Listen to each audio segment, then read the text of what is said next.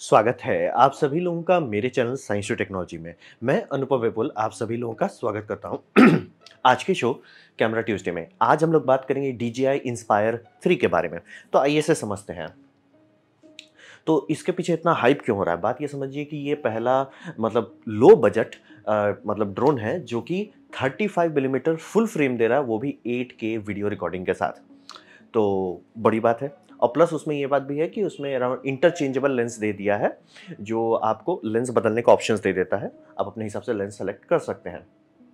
और इसको ऐसा समझिए कि सिर्फ ड्रोन के तौर पे मत देखिए, एक ड्रोन है जो उड़ता है। ये फ्लाइंग कैमरा प्लेटफॉर्म है, यानी कि आप इसमें छेड़खानी कर सकते हैं। और इसका दाम है $18,000। तो बोलेंगे भाई मैं सस्ता क्यों बोल रहा हूँ, जो कि इंडियन रुपीस में कन्वर्ट करता है तो 15 लाख है। जब तक इंडिया में आएगा आराम से हो सकता है 20 लाख हो जाए। तो सस्ता क्यों बोल रहा हूँ? क्या ऐसा सिस्टम है जहाँ पे आप फुल फ्रेम सिनेमा कैमरा उड़ा सकते हैं? हाँ, बहुत सारे मूवीज़ में ऑलरेडी यूज़ होता है, लेकिन ये सब ड्रोन कस्टम बिल्ड ड्रोन होते हैं, यानी कि एक पूरी टीम लगती है ड्रोन पायलट्स की, इंजीनियर्स की, जो ड्रोन बनाते हैं। और वो सब ड्रोन इतना केपेबल होता है कि उसमें चाहे तो आप इंसान भी लटका सकते हैं, लेकिन उसमें सिनेमा कैमरा लटकाया जाता है। तो वो बहुत बहुत बहुत महंगा होता है, उनका रेंटिंग आता है इतने पे। तो ये समझने वाली बात होती है कि उसके नज़र से आप देखेंगे तो ये है भैया चुपचाप से पैसा लो हमको दे दो। आम लोगों की नज़र से देखा, अरे यार ये तो बहुत महंगा है, ये मतलब शादी ब्याह में यूज़ करना है तो आपको ऑब्वियसली अंबानी उम्बानी की शादी शूट करनी होगी, तभी आपको इसका बजट मिलने वाला है। लेकिन आम पब्लिक के लिए ये नहीं है, ये समझना है। इसी तरह से आप इसका बजटिंग देखिए, ऐसे बस कूद मत जाइए कि वो ये बहुत महंगा है। आम लोगों के लिए बना नहीं है। और इसका जो फर्स्ट पर्सन व्यू कैमरा जो दिया गया है, यानी कि जिस कैमरे पे ये पायलट चलाएगा, इसीलिए बोल रहा हूँ ये ड्रोन सीधा ड्रोन नहीं, इसमें दो अलग अलग लोग अलग अलग काम कर सकते हैं। तो पायलट के लिए जो कैमरा है, यानी FPV कैमरा है, वो फुल HD चलता है और वो भी 60 FPS पे। लेटेंसी भी लगभग 100 मिली सेकंड के अंदर रखा गया है। तो काफ़ी अच्छा है, क्रिस्प है। और चूंकि लेंस बहुत बड़ा दिया गया है तो लो लाइट यानी कि रात में भी काफ़ी अच्छा खासा दिखा लेता है। और इसका जो गिम्बल दिया गया है वो 360 का सकता है, इसीलिए इसका ड्रोन के ऐसे जो उठता है, कारण वही है कि अगर वो ड्रोन ऐसे रखा है, टांग जो है यानी ड्रोन के टांग जो है वो कैमरा का गिम्बल में दिखने लगेगा। तो इसीलिए टांग लंबा करेंगे वो फ्रेम में दिखेगा, तो टांग ऊपर उठ जाता है, ड्रोन पूरा घूम पाता है 360। कैमरा में नहीं दिखेगा ड्रोन का ये टांग।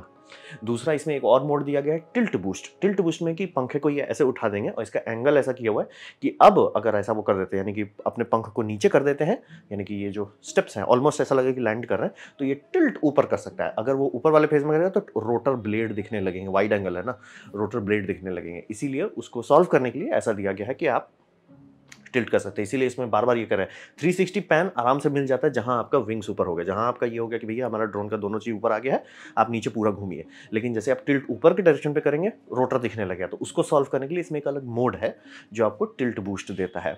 तो वही समझिए, एकदम प्रोफेशनल लोगों का इक्विपमेंट है, आम पब्लिक के लिए नहीं बनाया गया है। शादी ब्याह में आप ये करते हैं, अंबानी की शादी हो रही है तो बात अलग है, लेकिन आम पब्लिक की आम जरूरतों से ये बहुत ऊपर का चीज़ है। इसीलिए आम पब्लिक को लगा अरे $18,000, लेकिन जिनके लिए है उनको लगा भैया चुपचाप से पैसा लो। अब बात करते हैं इसका कैमरा को समझने की कोशिश करते हैं। तो ये जो कैमरा सिस्टम दिया गया है, इसमें मतलब ढंग से बनाया गया है। तो ये है 800 ISO पे, एक इसका बेस ISO है और दूसरा 4000 बूस्टेड ISO है, यानी कि दो इलेक्ट्रिक सर्किट है। और आप बोलेंगे कि एक ही क्यों नहीं होता? एक इसलिए नहीं होता कि टेक्निकली ISO कोई सेटिंग नहीं है। मतलब ISO सिर्फ हमारे लिए, हमें समझने के लिए होता है। इलेक्ट्रिकली सिर्फ एक ही सिग्नल होता है। इलेक्ट्रिकली आप दो ही चीज़ चेंज कर सकते हैं, एपर्चर चेंज कर सकते हैं या कितना देर शटर खुल रहा है, शटर स्पीड। बाकी सारा चीज़ हमारे लिए होता है। ISO बूस्ट जो कर रहे हैं, गेन तो वही आ रहा है, उसको आप बूस्ट कर रहे हो इलेक्ट्रिकली। तो दो सर्किट इसलिए बनाना होता है कि जो सर्किट 4000 यानी लो लाइट को अच्छे से संभाल पाएगा, अगर उसे आप दिन में शूट करने की कोशिश कीजिए तो वो सीधे ओवर एक्सपोज हो जाएगा। इसीलिए वो सर्किट अलग है कि वो आप रात को ट्रिगर करो। फिर एक सर्किट है 800 वाला जो दिन में आप शूट कर रहे हो तो उसे ट्रिगर करो। और दो इसलिए देना होता है ताकि कलर रेंडिशन जो है, क्वालिटी जो है वो सही रहे। अगर आप बहुत बूस्ट करने लगते हैं किसी एक को, जैसे मान लीजिए 800 से आप खुश हैं और सोचा कि इसी को रात को मैं बूस्ट कर लेता हूँ, कलर खराब होने लगता है। इसीलिए दो अलग अलग दिया जाता है। इसलिए बहुत कैमरा में आप सुनेंगे डुअल नेटिव ISO, कारण वही है। नेटिव देने का जरूरत इसलिए होता है कि नेटिव में सबसे ज्यादा डायनेमिक रेंज मिलता है। आप बूस्ट बढ़ाते चले जाएंगे तो वो डायनेमिक रेंज को स्वाहा करने लगता है। इसीलिए दो अलग अलग सर्किट है। और इसमें एक चीज जो मुझे बहुत ऑड लगा, लाइसेंसिंग का कुछ होगा कि अगर 8K आप 75 FPS तक रिकॉर्डिंग करना चाहते हैं तो आपको प्रोरेस रॉ में करना होगा। रहा बात की प्रोरेस रॉ काफी सक्सेसफुल फॉर्मेट है, काफी लोग यूज करते हैं, लेकिन वो एक लौता फॉर्मेट है ऐसा बात नहीं है। तो इनका दूसरा फॉर्मेट भी सपोर्ट है, सिनेमा DNG।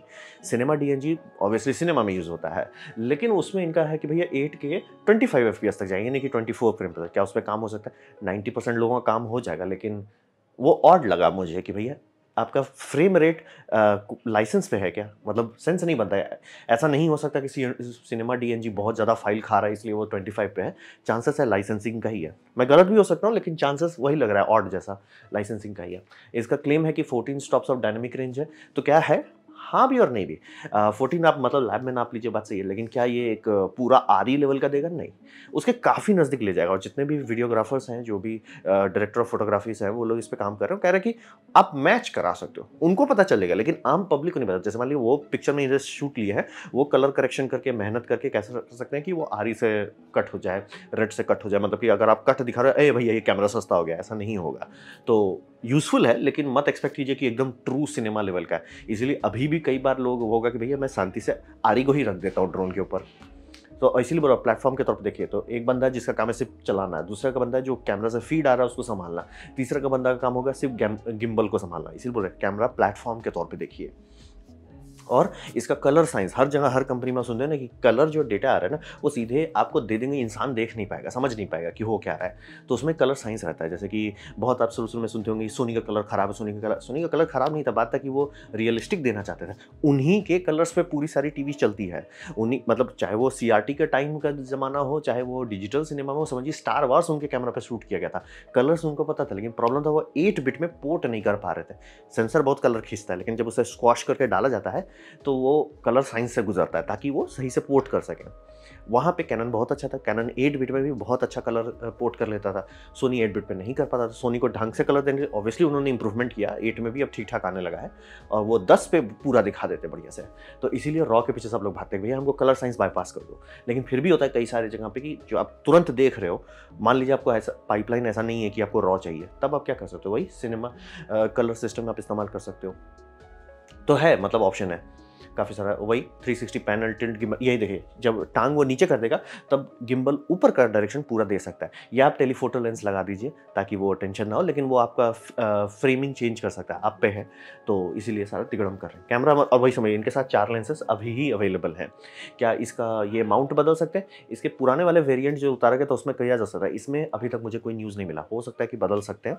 ई माउंट सपोर्टेबल होना चाहिए, लेकिन श्योर नहीं हूँ। अभी के टाइम में सिर्फ एक ही माउंट दिखा रहा है। ऐसा आते हैं बहुत सारे कैमरा कंपनी में कि माउंट ही आप बदल दो। जैसे केफिनिटी का खरीदते हैं, उनका अपना एक माउंट है, लेकिन उनका उतना बिकता नहीं है, तो वो ई माउंट से लोग बदल देते हैं, ई एफ माउंट से बदल देते हैं। आप पे है, बदल सकते हैं, माउंट ही बदल सकते हैं, पॉसिबल है। इसमें है कि नहीं पता नहीं, एग्जैक्टली श्योर नहीं है, डिटेल नहीं दिख रहा है। हो सकता है बाद में अनाउंस करें या आप बोले कि नहीं भाई नहीं होगा। अब बात करते हैं इम्प्रूवमेंट्स में। तो इम्प्रूवमेंट में यहाँ पे इन्होंने 3 ग्लोबल नेविगेशन सैटेलाइट सिस्टम इस्तेमाल किया है, जिसमें है जीपीएस, गैलीलियो, बिंदु। अब रहा बात की जीपीएस अमेरिकन है, गैलीलियो यूरोपियन है और बिंदु ये है चाइनीज़ है। तो बोलेंगे थोड़ा ऑड लग रहा है। हाँ ऑड है, क्योंकि इसमें रशियन गायब हो गया। और मैं रिसेंटली काफ़ी टाइम से ध्यान दे रहा हूँ कि शुरू में 2 ही नेविगेशन, सबसे पहले आया जीपीएस अमेरिकन सिस्टम, उसका देखा देखी रशियंस ने बनाया। रशियन कहना गलत होगा, मतलब समझिए उस टाइम यूक्रेन सोवियत यूनियन ही बनाया था, जिसे हम लोग ग्लोनेस कहते थे। वो भी काफ़ी अच्छा सिस्टम था, लेकिन वो बहुत ज़्यादा आउटडेटेड हो गया, मेंटेनेंस उसकी ठीक से नहीं की गई, वो ऑलमोस्ट आउट ऑफ फेवर हो गया। अब चाइनीज़ लोग चाइनीज़ सामान में नहीं डाल रहे हैं गैलीलियो सिस्टम, ये क्या बोलते हैं ग्लोनास सिस्टम, थोड़ा ऑड बात है। तो खैर ठीक है, अपना चाइनीज़ तो दे रहे हैं तो ये 3 तो दे रहे हैं। थोड़ा ऑड लगा कि मुझे रशियन सिस्टम पहली बार देख रहा हूँ, कहीं से हटा दिया गया। तो 3 जीपीएस दे रहे हैं और ये तीनों बहुत अच्छा नेटवर्क है। गैलीलियो बहुत ज़्यादा प्रिसाइज है, जीपीएस बहुत ज़्यादा रोबस्ट है और बिंदु वो चाइनीज़ लोगों का वो जाने वो कैसा है। फिर इसमें real time kinetic positioning system दिया जा रहा है, यानी कि आप जब भी जीपीएस पे इस्तेमाल किसी का भी इस्तेमाल कीजिए, वो बहुत प्रिसाइज नहीं होता, वो बस एक आपको स्फीयर दे सकता है कि इस स्फीयर में आप कहीं हो। अब वो कितना एक्यूरेट होता है? बहुत कम। मतलब आप 2 से 4 मीटर का ही मान के चल रहा है। इसीलिए गाड़ी में देखें, आपका गाड़ी कभी देखें तो लेन के एग्जैक्टली वो बता नहीं पाता, वो गेस करने लगता है। तो उसको सॉल्व करने का क्या तरीका है? उसको सॉल्व करने का तरीका है real time kinematic positioning system करते हैं। अगर आप ये सिस्टम करते हैं तो आपको सेंटीमीटर लेवल का एक्यूरेसी मिल जाता है कि मैं बोल रहा हूँ यहाँ पे हो तो मतलब 4-5 सेंटीमीटर के अंदर आप आ जाओगे। तो इतना सा जगह में वो बोल रहा है तो है। तो ऐसा कैसे होगा? उसके लिए आपको बेस चाहिए, यानी कि एक पूरा यूनिट आता है जिसे आप खरीद के, जैसे मान लिया आपको यहाँ पे शूटिंग करनी है तो एक बेस आप ला के रखोगे, उसे कैलिब्रेट करोगे, उसे स्टोर करोगे, उससे ये सिंक करेगा। ड्रोन का ये जो एंटीना है, रोवर उसे कहा जाता है, रोवर सिंक करेगा, तब जाके उसका एक्यूरेसी इतना हो जाएगा कि वो बोल दे भैया मैं इस सेंटीमीटर पे हूँ। वो उतना हाई प्रिसीजन के लिए उसे बेस स्टेशन चाहिए। सिर्फ जीपीएस से नहीं होगा, सिर्फ वो मतलब जीपीएस ले, गैलीलियो ले, बिंडो ले, कुछ भी ले लीजिए, नहीं होने वाला। आपको यही चाहिए, रियल टाइम काइनेमेटिक। ये सब कंस्ट्रक्शन इंडस्ट्री में खूब इस्तेमाल होता है, जहाँ पे ऑटोमेटेड बुलडोजर हो रहे हो या मतलब जीपीएस का इस्तेमाल करके वो सीमेंट डालना होगा, तो बोलेंगे सीमेंट कई कई मीटर का इधर उधर हो जाएगा, नहीं होगा, क्योंकि वो लोग इस्तेमाल करते हैं real time kinematic positioning system. ये जनरली ड्रोन्स में नहीं देते हैं, इसमें दिया जा रहा है ताकि आप बहुत प्रिसाइसली कर सकें। फिर इसमें एक 3.5 mm का जैक है, ऑब्वियसली माइक के लिए नहीं है, लेकिन उससे आप टाइम कोड इंजेक्शन कर सकते हैं। यानी कि टाइम कोड जिनको पता है उनके लिए पता है, कंपलसरी है। सिनेमा कोई भी प्रोफेशनल वर्क में आपको टाइम कोड देना ही पड़ेगा, बिना टाइम कोड के काम नहीं चलने वाला है। तो टाइम कोड का इसमें देखिए इंजेक्शन आप डाल सकते हैं ताकि टाइम कोड रख सके। बहुत स्मार्ट आइडिया है, बहुत ज़रूरी है प्रोफेशनल लोगों के लिए। और आप रिकॉर्डिंग किस में करोगे, किस मीडिया में करोगे, तो USB-C का एक तो ये कार्ट्रिज जैसा दे रहे हैं। ये कार्ट्रिज 1 टेराबाइट का आता है, जिसमें आप फुटेज डायरेक्ट कर सकते हो। क्या ये कार्ट्रिज के अंदर खोल के आप NVMe बदल सकते हो? नहीं, ये ऐसा तो दिखाया नहीं रहा। ये Kfinity जैसा नहीं है कि आप खोल के आप अपने हिसाब से बदल लो। इनका शायद कस्टम कुछ प्रोप्राइटरी है, 1 टेराबाइट तक का आता है। और इसका मेन लॉजिक है कि पायलट और डायरेक्टर ऑफ फोटोग्राफी, जैसे मान लीजिए एक बंदे का काम है, मैं सिर्फ उड़ा रहा हूँ, आप कोई तिगड़म वाले जगह से उड़ा रहे हैं, उड़ाने का काम सिर्फ पायलट करेगा, कैमरा चलाने का काम दूसरा डायरेक्टर ऑफ फोटोग्राफी करेगा, DP जिसे कहते हैं। तो ऐसे करके ये काम इसीलिए बोल रहा हूँ, प्लेटफॉर्म के तौर पर देखिए, समझ लीजिए कि बस एक ड्रोन है। आम ड्रोन में एक ही आदमी को सब चीज़ करना पड़ता है, सिनेमा लेवल पर वैसा नहीं होना। कैमरा कंट्रोल के लिए अलग हो सकते हैं, और ये समझ लीजिए कैमरा मतलब कहाँ देख रहा है उसके लिए अलग हो सकता है, और पायलट चलाने के लिए तो ऑब्वियसली अलग लगता ही है। और इसका मेन बात है कि ये चूंकि उतना प्रिसाइज, अगर आप वो पोजीशनिंग स्टेशन का इस्तेमाल कर देते हैं तो आप एक ही मोशन को कई बार कर सकते हैं। जैसे कि ये CG नहीं है, इन्होंने एक ही शॉट को 2 बार रिपीट कर दिया हवा में। बोलेंगे उतना एक्यूरेट कैसे हो सकता है? वो सेंटीमीटर लेवल एक्यूरेसी दिया है उस रोवर चिप के चलते, तब जाके वो एक ही मोशन को 2-3 बार कर सकता है। तब आप आराम से एक बार सुबह से रात तक कीजिए, मतलब ये सुबह ले लीजिए, एक बार दोपहर में लीजिए, रात में लीजिए, और तब जब उसे CG में, उसे आप CG क्या बोला, कंपोजिटिंग में जब आप इसको पेंट करेंगे, वो जंप नहीं दिखेगा, एग्जैक्टली मैच कर जाएगा, तो लगेगा भैया CG हो गया। तो इसीलिए इंप्रूवमेंट काफ़ी किया गया है, भरपुष्ट मात्रा में इंप्रूवमेंट किया गया है। अब बोल रहे हैं प्रोफेशनल सीधे बोलेंगे टाइम कोड, चुपचाप से पैसा लो, हमको दे दो, काम खत्म। अब बात करते हैं क्वालिटी ऑफ लाइफ इंप्रूवमेंट में भी काफ़ी सारे, वो तो कोर बेसिक हो गया। क्वालिटी ऑफ लाइफ इंप्रूवमेंट में ये किया गया कि इनका जो प्रॉप्स हैं, चूंकि इतना बड़ा ड्रोन है तो प्रॉप्स फोल्डिंग दिया गया ताकि आपको तुरंत खोल के रखना ना पड़े प्रॉप्स कहीं से। पुराने सारे मॉडल में प्रॉप्स हटाने पड़ते थे, खोल के हटाओ फिर लगाओ।